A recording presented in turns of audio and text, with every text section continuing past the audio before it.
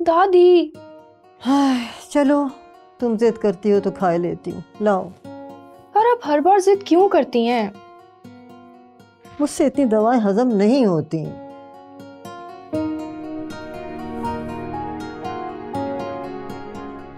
देखा, इतना भी कोई मुश्किल काम नहीं था।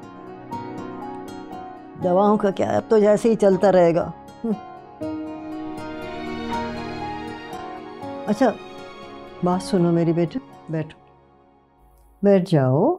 जी बेटे मैं ये कह रही थी, हाल ही में तुम्हारी आमिर से कोई बात हुई? जी कल ही तो हुई थी। कह रहे थे कि अभी तो सिंगापुर में है, वहाँ से दुबई भी जाएंगे और फिर अफ्रीका में भी कुछ काम है। अच्छा अच्छा अच्छा।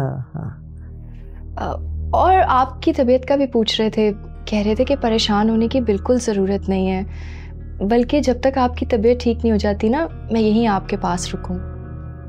अरे पगली लड़की, अब तो ये ऊंच नीच लगी रहेगी, उम्र का तकाजा है बेटा, कभी नरम कभी गरम। दादी आप इस तरह की बातें नहीं किया करे थे कि आप बिल्कुल फिट फाट हो जाएंगी। चलो ठीक है, लेकिन बेटे एक बात तुम्हें बतानी थी मुझे। एक वक्त था मैं बहुत परेशान रहने लगी थी, जब तुम्हारे माँ बाप अचानक हमें छोड़ के इस दुनिया से चले गए तो तुम्हारी सारी जिम्मेदारी मुझ पर आन पड़ी। मैं बहुत परेशान रहने लगी। मैं सोचती थी कि अगर खुदा न खास्ता मुझे कुछ हो गया तो फिर तुम्हारा क्या होगा। लेकिन अब मैं बहुत मुतमईन हूँ, तुम्हें एक बहुत ही चाहने वाला शौहर मिल गया है जो तुम पे जान निछावर करता है, मोहब्बत करता है तुमसे। बस मेरी बेटे दुआ है कि तुम हमेशा खुश रहो।